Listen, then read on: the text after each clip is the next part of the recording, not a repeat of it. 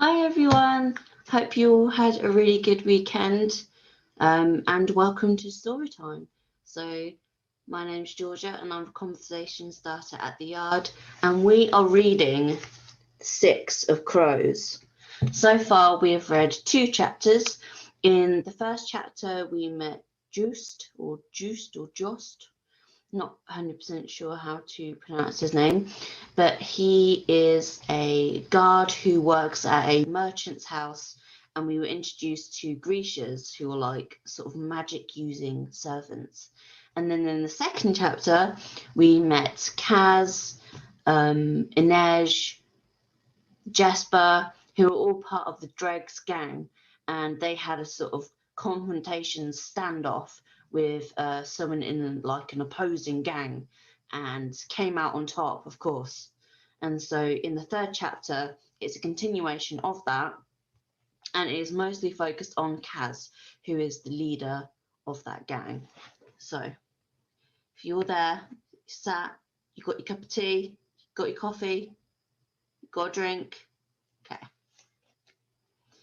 Cheers greeted Kaz as he emerged from the eastern arch, Jesper trailing behind him and, if Kaz was any judge, already working himself into a sulk. Dirks, Rotty, and the others charged at them, whooping and shouting, Jesper's revolvers held aloft. The crew had got the barest glimpse of the proceedings with Gills, but they'd heard most of it. Now they were chanting, "The Burstratz is on fire! The dregs don't have no water!" "I can't believe he just turned tail," jeered Rotty. "He had a loaded pistol in his hand." "Tell us what you had in the guard, do expect. Can't be the usual stuff." "I heard about a guy in Slocken who used to roll around in apple syrup and then get two—" "I'm not talking," said Kaz. "Holes could prove useful in the future." The mood was jittery, and their laughter had the frantic serration that came with near disaster. Some of them had expected a fight and were still itching for one. But Kaz knew that there was more to it, and he hadn't missed the fact that no one had mentioned Big Bollinger's name. They'd been badly shaken by his betrayal, both the revelation and the way that Kaz had delivered punishment. Beneath all of that jostling and whooping, there was fear. Good. Kaz relied on the fact that the dregs were all murderers, thieves, and liars. He just had to make sure that they didn't have a habit of lying to him. Kaz dispatched two of them to keep an eye on Big Bowl and to make sure that if he did make it to his feet, he had left the city. The rest could return to the Slat and the Crow Club to drink off their worry, make some trouble, and spread word of the night's events. They'd tell what they'd seen, embroider the rest, and with every retelling, Dirty Hands would get crazier and more ruthless. But Kaz had business to attend to, and his first stop would be Fifth Harbour. Jasper stepped into his path. "You should have let me know about Big Bollinger," he said in a furious whisper. "Don't tell me my business, Jez." "Do you think I'm dirty too?" "If I thought you were dirty, you'd be holding your guts in on the floor of the exchange like Big Bowl, so stop running your mouth." Jasper shook his head and rested his hands on the revolvers he'd reclaimed from Dirk's. Whenever he got cranky, he liked to lay his hands on a gun, like a child seeking the comfort of a favoured doll. It would have been easy enough to make peace. Kaz could have told Jasper that he knew he wasn't dirty, reminded him that he trusted him enough to make him his only real second in a fight that could have gone badly wrong tonight. Instead, he said, "Go on, Jasper. There's a line of credit waiting for you at the Crow Club. Play till morning or your luck runs out, whichever comes first." Jasper scowled, but he couldn't keep the hungry gleam from his eye. "Another bribe?" "I'm a creature of habit." "Lucky for you, I am too." He hesitated long enough to say, "You don't want us with you? Gills's boys are going to be rolled after that." "Let them come," Kaz said, and turned down Nemstrat without another word. "If you couldn't walk by yourself through Ketterdam after dark, you might as well just hang a sign that read soft around your neck and lie down for a beating." He could feel the dregs' eyes on his back as he headed over the bridge. He didn't need to hear their whispers to know what they would say.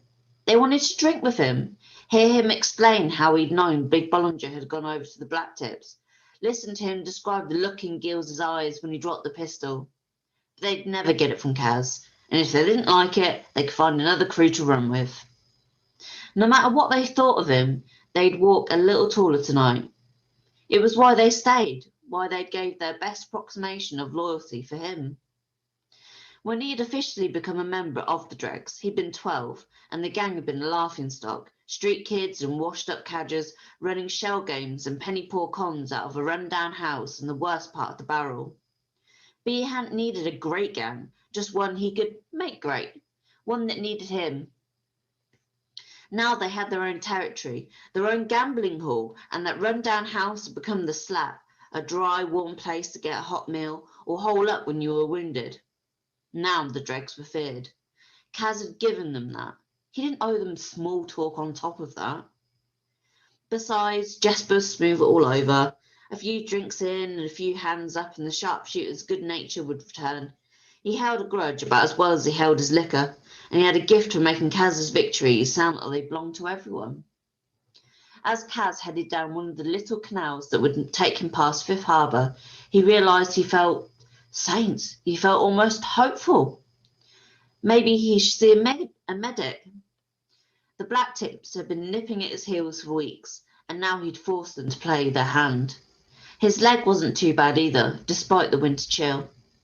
The ache was always there, but tonight it was just a dull throb.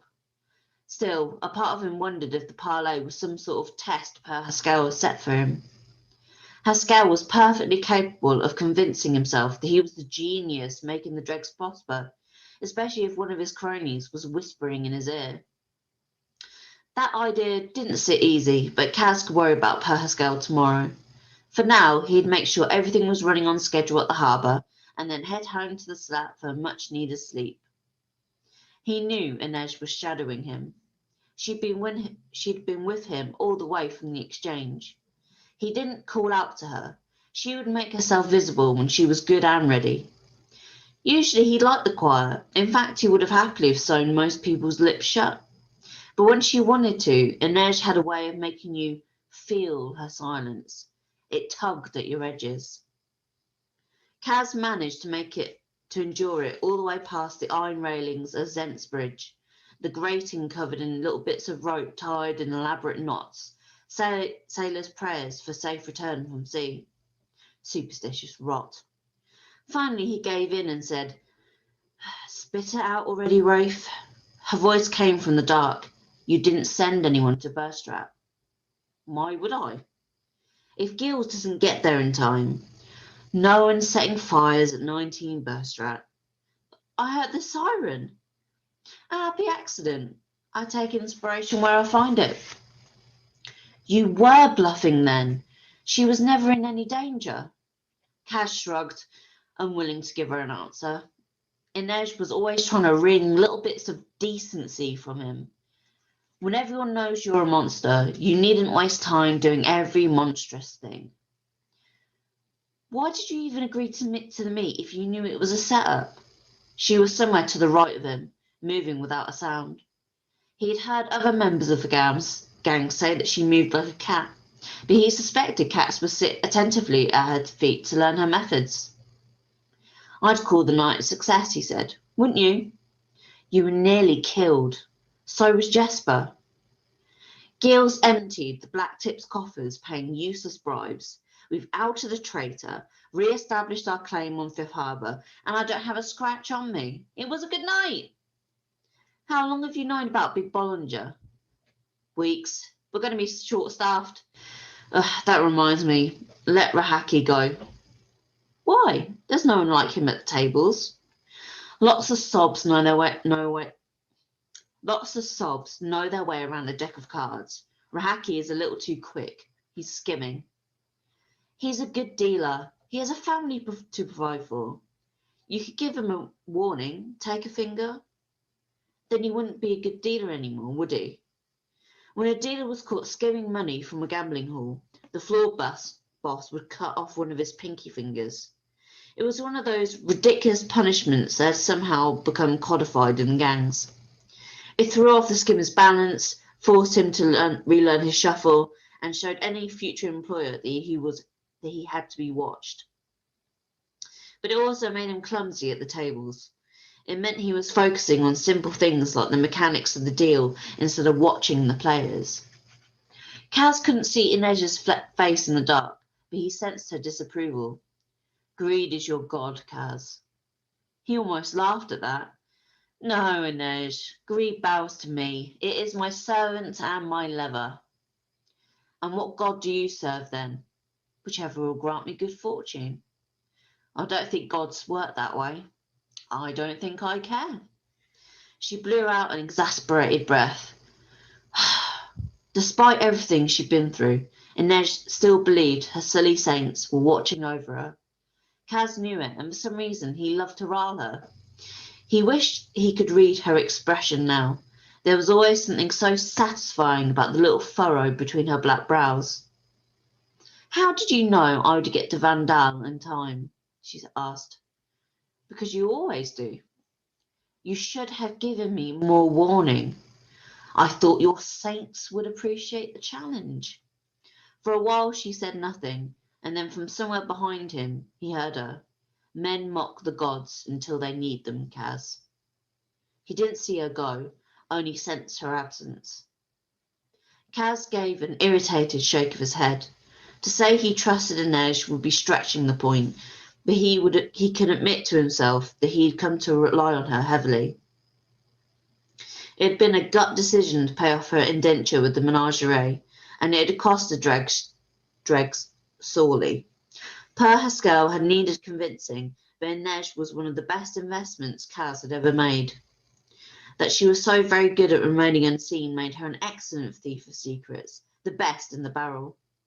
But the fact that she simply could erase herself bothered him. She didn't even have a scent. All people carried scents, and those scents told stories. The hint of carbolic on a woman's fingers, or wood smoke in her hair, the wet wool of a man's suit, or the tinge of gunpowder lingering in his shirt cuffs. But not Inej. She'd somehow mastered invisibility. She was a valuable asset. So why couldn't she just do her job and spare him her moods? Suddenly, Kaz knew he wasn't alone. He paused, listening. He cut through a tight alley, split by a murky canal. There were no street lamps here, and little foot traffic, nothing but the bright moon and the small boats bumping against their moorings. He had dropped his guard, let his mind give in to distraction. A man's shape appeared at the head of the alley.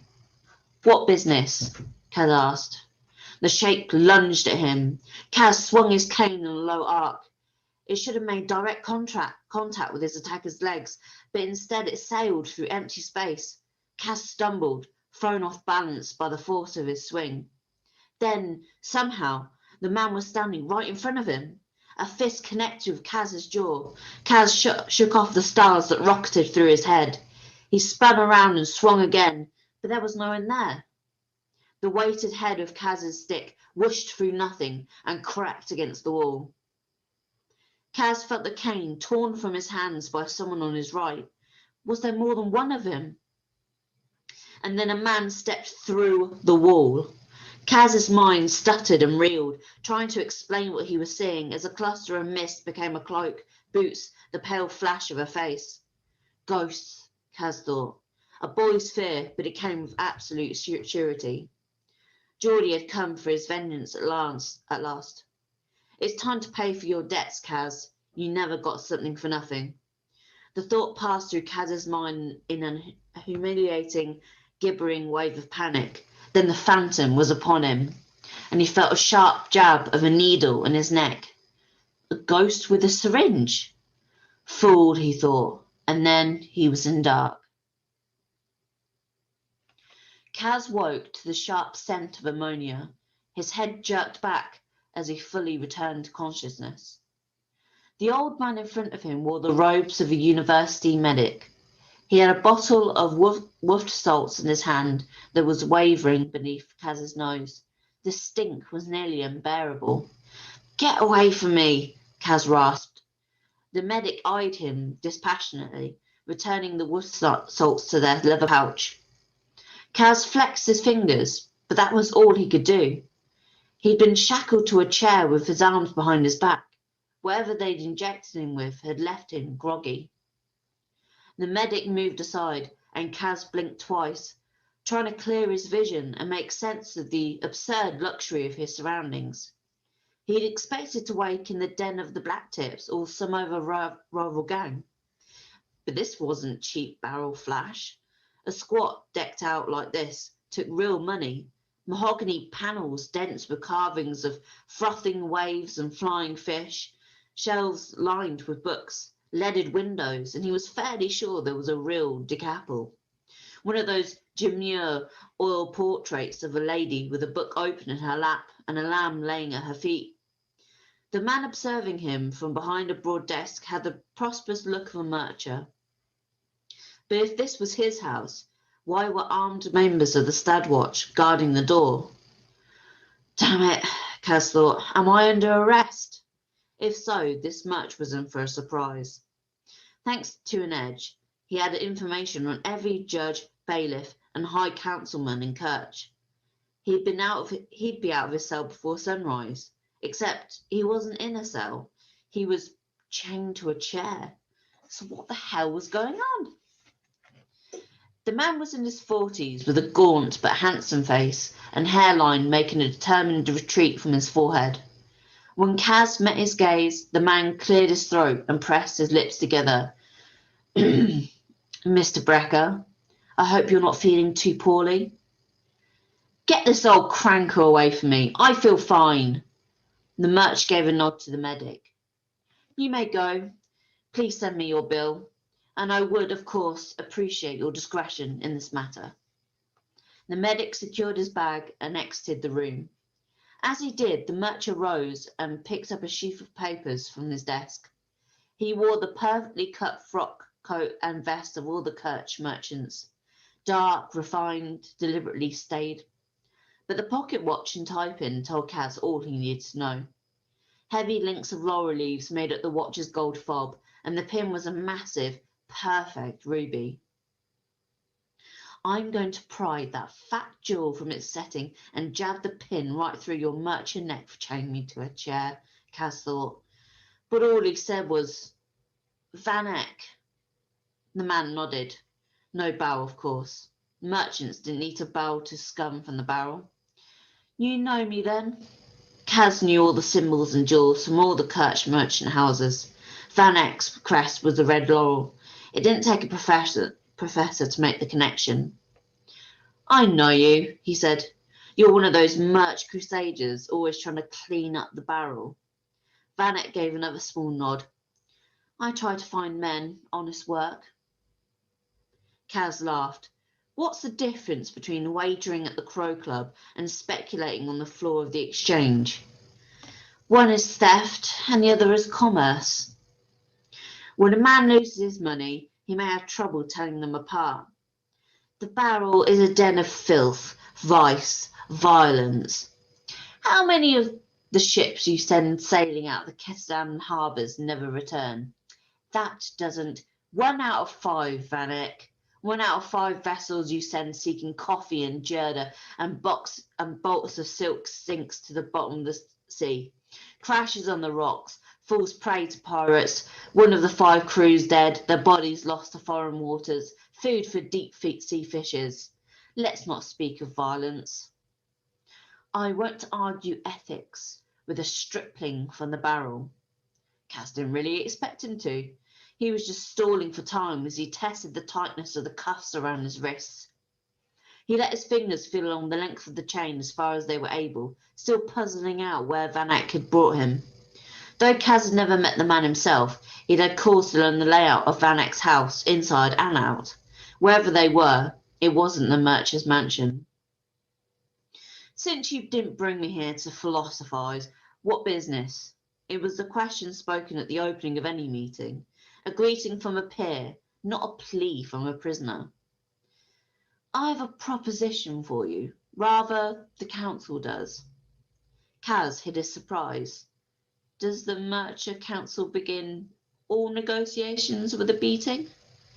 Consider it a warning and a demonstration. Kaz remembered the shape from the alley, the way it had appeared and disappeared like a ghost. Geordie. He gave himself an internal shake. Not Geordie, you podge. Focus. They'd nabbed him because he'd been flushed off a victory and distracted. This was his punishment, and it wasn't a mistake he'd make it again. That doesn't explain the phantom. For now, he pushed the thought aside. What possible use could the Merchant Council have for me? Van Eyck thumbed through the papers in his hand. You were first arrested at 10, he said, scanning the page. Everyone remembers his first time? Twice again in that year, twice at 11. You were picked up on the stud watch, roused at a gambling hall when you were 14, but you haven't served any time since. It was true. No one had managed to pinch on Kaz in 3 years. I cleaned up, Kaz said, found honest work, live a life of industry and prayer. Don't blaspheme, Van Eyck said mildly, but his eyes flashed briefly with anger. A man of faith, Kaz noted, as his mind sorted through everything he knew about Van Eyck. Prosperous, pious, a widower, recently remarried to a bride not much older than Kaz himself. And of course there was the mystery of Van Eyck's son. Van Eyck continued paging through the file. You run book on prize fights, horses, and your own games of chance. You've been floor boss at the Crow Club for more than 2 years. You're the youngest to ever run a betting shop, and you've doubled its profits in that time. You're a blackmailer. I broker information. A con artist. I create opportunity. A broad and a murderer. I don't run whores. I kill for a cause. And what cause is that? Same as yours, Murch. Profit. How do you get your information, Mr. Brecker? You might say I'm a lockpick. You must be a very gifted one. I am indeed, Kaz leaned back slightly. You see, every man is a safe, a vault of secrets and longings. Now, there are those who take the brute's way, but I prefer a gentler approach. The right pressure applied at the right moment in the right place. It's a delicate thing. Do you always speak in metaphors, Mr. Brecker? Kaz smiled. It's not a metaphor. He was out of his chair before the chains hit the ground. He leaped over the desk, snatching a letter opener from its surface in one hand and catching hold of the front of Van Eyck's shirt with the other. The fine fabric bunched as he pressed the blade to Van Eyck's throat. Kaz was dizzy and his limbs felt creaky from being trapped in the chair, but everything seemed sunnier with a weapon in his hand. Van Eyck's guards were facing him, all with guns and swords drawn. He could feel the Merchant's heart pounding beneath the wool of his suit. I don't think I need to waste breath on threats, Kaz said. Tell me how to get to the door, or I'm taking you through the window with me. I think I can change your mind. Kaz gave him a little jostle. I don't care who you are or how big that ruby is. You don't take me from my own streets. You don't try and take a deal with me while I'm in chains. Mika, Van Eyck called, and then it happened again. A boy walked through the library wall. He was pale as a corpse and wore an embroidered blue Grisha tide-maker's coat with red and gold ribbon at the lapel, indicating his association with Van Eyck's house. But not even Grisha could stroll through a wall. Drugged, Kaz thought, trying not to panic. I've been drugged. Or this was some kind of illusion, the kind they performed in the theatres off East Ave. A girl cut in half, doves from a teapot. What the hell is this? He growled. Let me go and I'll explain. You can explain right where you are. Van Eyck huffed a short, shaky breath. What you're seeing are the effects of a Jurda Parem. Jurda is just a stimulant. The dried little blossoms were grown in Novy Yem and sold in shops all over Kestam. In his early days in the dregs, Kaz had chewed them to stay alert during stakeouts. It had stained his teeth orange for days after. It's harmless, he said. Jurda Parem is something completely different, and it is most certainly not harmless. So you did drug me? Not you, Mr. Brecker. Mika. Kaz took in the sickly pallor of the Grisha's face. He had dark hollows beneath his eyes and the fragile, trembling build of someone who had missed several meals and didn't seem to care. Gerda Perem is a cousin to ordinary Gerda, Vanek continued. It comes from the same plant. We're not sure the process by which the drug is made, but a sample of it was sent to the Kirch Merchant Council by a scientist named Bol Young Bahir. Shu? Yes, he wished to defect, so he sent us a sample to convince us of his claims regarding the drug's extraordinary effects. Please, Mr. Brecker, this is a most uncomfortable position. If you'd like, I will give you a pistol, and then we can sit and discuss this in a more civilized fashion. A pistol and my cane. Vanek gestured to one of his guards, who exited the room and returned a moment later with Kaz's walking stick. Kaz was just glad he used the damn door.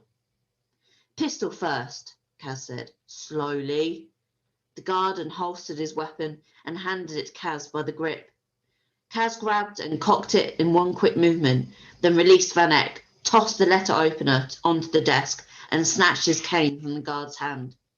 The pistol was more useful, but the cane brought Kaz a sense of relief he didn't care to quantify. Vanek took a few steps backwards, putting distance between himself and Kaz's loaded gun. He didn't seem eager to sit. Neither was Kaz, so he kept close to the window, ready to bolt if need be. Vanek took a deep breath and tried to set his suit to rights. That cane is quite a piece of hardware, Mr. Brecker. Is it fabricator made? It was, in fact, the work of a Grisha fabricator, lead-lined and perfectly weighted for breaking bones. None of your business. Get talking, Vanek. The merchant cleared his throat. One bowl young beer sent us a sample of Gerda Pirem. We fed it to 3 Grisha, one from each order. Happy volunteers? Indentures, Vanek conceded. The first 2 were a fabricator and a healer indentured to Councilman Hode. Mika is a tide maker. He's mine. You've seen what he can do using the drug. Hode. Why did that name ring a bell? I don't know what I've seen, Kaz said as he glanced at Mika. The boy's gaze was focused intently on Vanek, as if awaiting his next command, or maybe another fix. An ordinary tide maker can control currents, summon water or moisture from the air or nearby source. They manage the tides in our harbour. But under the influence of Gerda Perem, a tide maker can alter his own state from solid to liquid to gas and back again, and do the same with other objects, even a wall. Kaz was tempted to deny it, but he couldn't explain what he'd just seen any other way. How? It's hard to say. You're aware of the amplifiers some Grisha wear. I've seen them, Kaz said. Animal bones, teeth, scales. I hear they're hard to come by. Very, but they only increase a Grisha's power. Gerda Perem alters a Grisha's perception. So, Grisha can manipulate matter at its most fundamental levels. They call it the small science. Under the influence of Perem, those manipulators become faster and far more precise. In theory, Gerda Perem is just a stimulant like its ordinary cousin, but it seems to sharpen and hone a Grisha's senses. They can make connections with extraordinary speed. Things become possible that simply shouldn't be. What does it do to sorry sobs like you and me? Vanek seemed to bristle slightly at being lumped in with Kaz, but he said, it's lethal. An ordinary mind cannot tolerate Perem, even in the lowest doses. You said you gave it to 3 Grisha. What can the others do? Here, Vanek said, reaching for a drawer in his desk. Kaz lifted his pistol. Easy. With exaggerated slowness, Vanek slid his hand into the desk drawer and pulled out a lump of gold. This started as lead. Like hell it did. Vanek shrugged. I can only tell you what I saw. The fabricator took a piece of lead into his hands, and moments later we had this. How do you know it's even real? Asked Kaz. It has the same melting point as gold, the same weight and malleability. If it's not identical to gold in every way, the difference has eluded us. Have it tested if you like. Kaz tucked his cane under his arm and took the heavy lump from Van Eyck's hand. He slipped it into his pocket. Whether it was real or just a convincing imitation, a chunk of yellow that big could buy plenty on the streets of the Barrel. You could have got that anywhere, Kaz pointed out. I would bring Ho's fabricator here to show you himself, but he isn't well. Kaz's gaze flickered to Mika's sickly face and damp brow. The drug clearly came with a price. Let's say this is all true and not cheap coin trick magic. What does that have to do with me? Let's say perhaps you have heard of the Shu paying off the entirety of their debt to Kirch with a sudden influx of gold, the assassination of the trade ambassador from Novi Zem, the theft of documents from a military base in Ravka. So that was the secret behind the murder of the ambassador in the washroom, and the gold in those 3 Shu ships must have been fabricator made. Kaz hadn't heard anything about the Ravkan documents, but he nodded anyway. We believe all of these occurrences are the work of Grisha under the control of the Shu government and under the influence of Gerda Perem. Van Eyck scrubbed a hand over his jaw. Mr. Brecker, I want you to think for a moment about what I'm telling you. Men who can walk through walls, no vault or fortress will ever be safe again. People who can make gold from lead or anything else, for that matter, who can alter the very material of the world. Financial markets will be thrown into chaos. The world economy would collapse. Very exciting. What is it you want from me, Van Eyck? You want me to steal a shipment, the formula? No. I want you to steal the man. Kidnap Bolyan Vieux. Save him. A month ago, we received a message from Yobier begging for asylum. He was concerned about his government's plans for Gerda Perem, and we agreed to help him defect. We set out a rendezvous, but there was a skirmish at the drop point. With the Shu? No, with the Fjerdans. Kaz frowned. The Fjerdans must have spies deep in Shu-Han, or Kirch if they had learned anything about the drug and Volbayer's plan so quickly. So send some of your agents after him. The diplomatic situation is somewhat delicate. It is essential that our government not be tied to Yobiar in any way. You have to know he's probably dead. The Fjerdans hate Grisha. There's no way they'd let knowledge of this drug get out. Our sources say he is very much alive and that he is awaiting trial. Van Eyck cleared his throat. At the ice court. Kaz stared at Van Eyck for a long minute, then burst out laughing. Well, it's been a pleasure being knocked unconscious and taken captive by you, Van Eyck. You can be sure your hospitality will be repaid when the time is right. Now have one of your lackeys show me the door. We're prepared to offer you 5 million Kruger. Kaz pocketed the pistol. He wasn't afraid for his life now, just irritated that this Fink had wasted his time. This may come as a surprise to you, Van Eyck, but we canal rats value our lives just as much as you do yours. 10 million. There's no point to a fortune I won't be alive to spend. Where's my hat? Did your tide maker leave it behind in the alley? 20.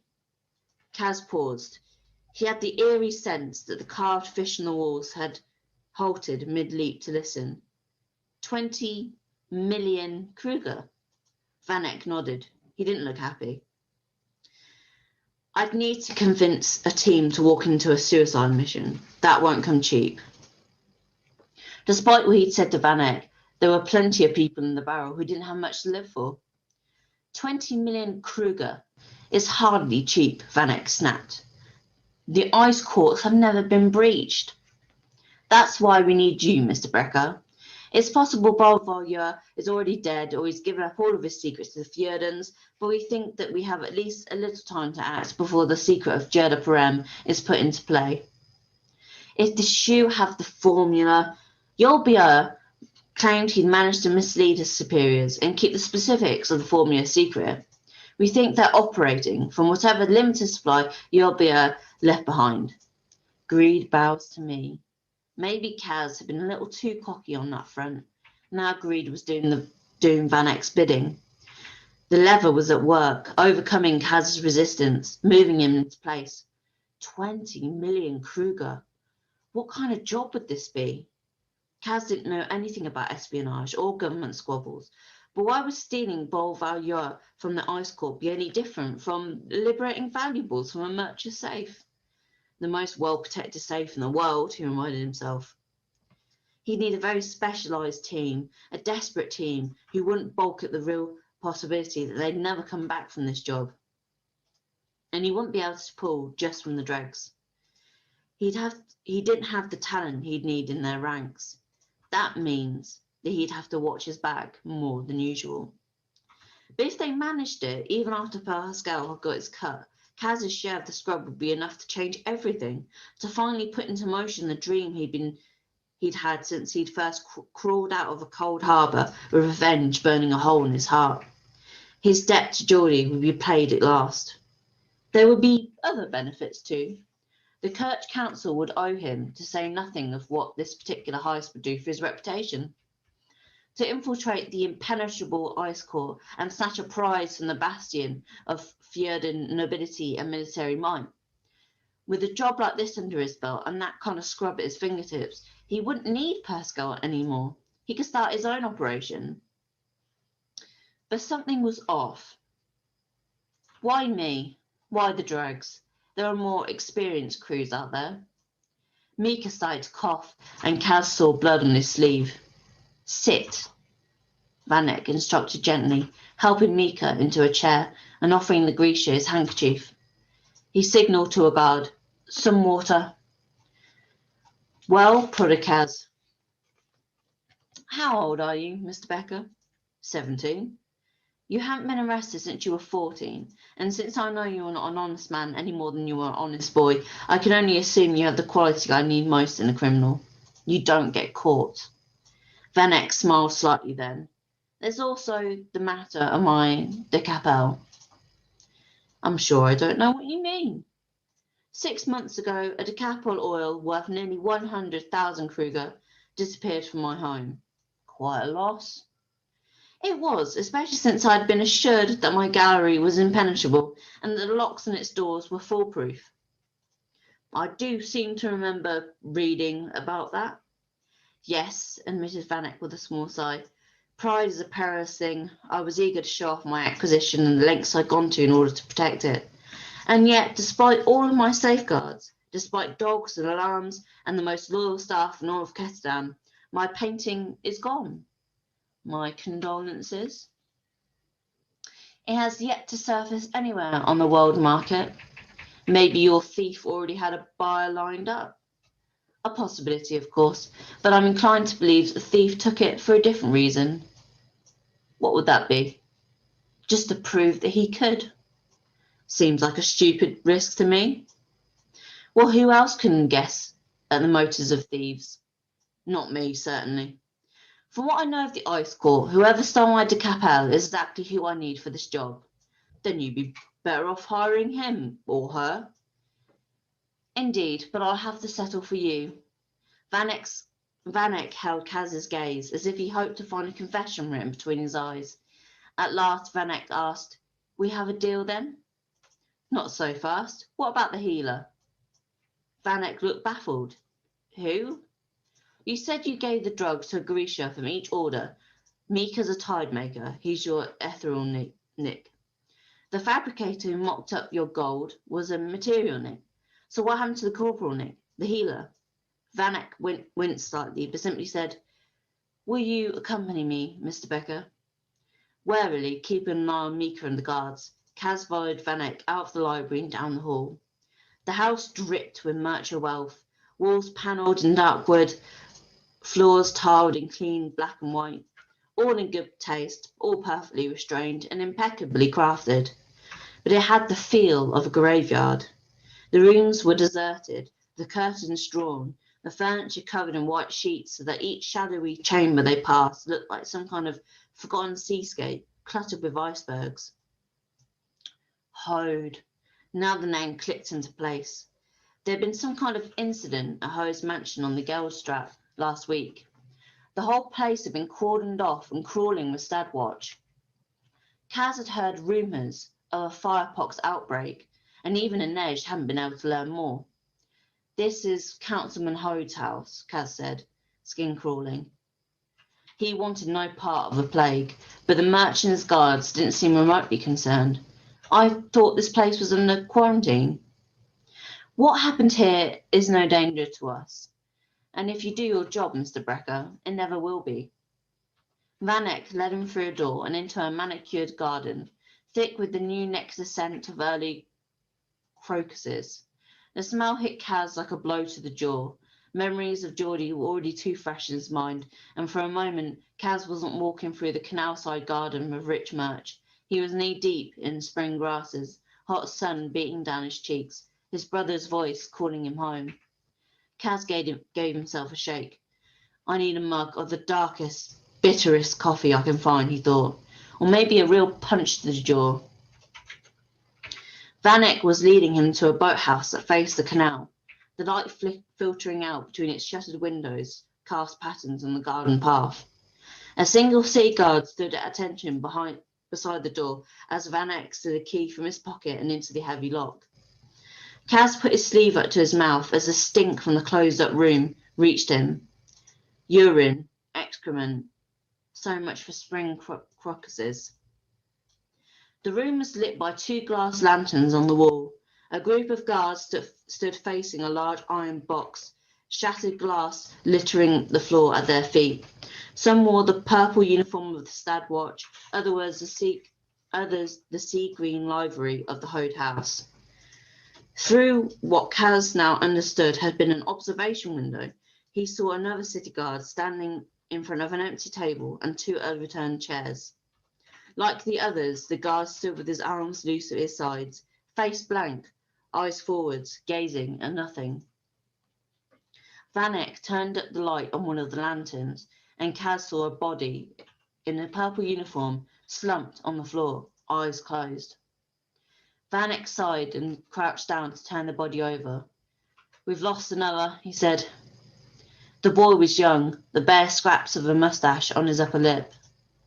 Van Eyck gave orders to the guard who had let them in, and with help from one of Van Eyck's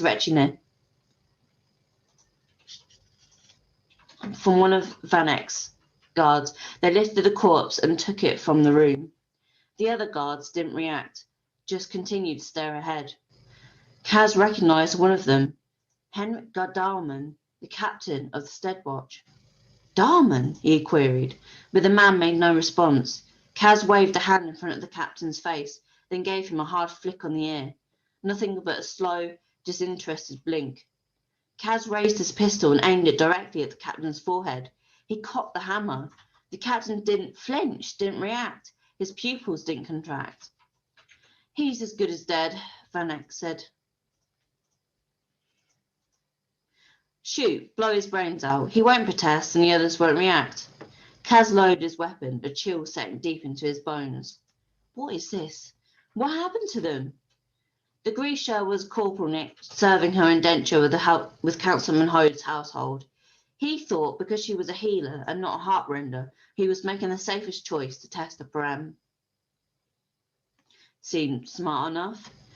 Kaz has seen heartrenders at work. They could rupture your cells, burst your heart in your chest, steal the breath from your lungs, or lower your pulse so that you dropped into a coma, all while never laying a finger on you. If even a part of what Van Eyck said was true, the idea of one of them dosed with Jeliparam was a daunting proposition.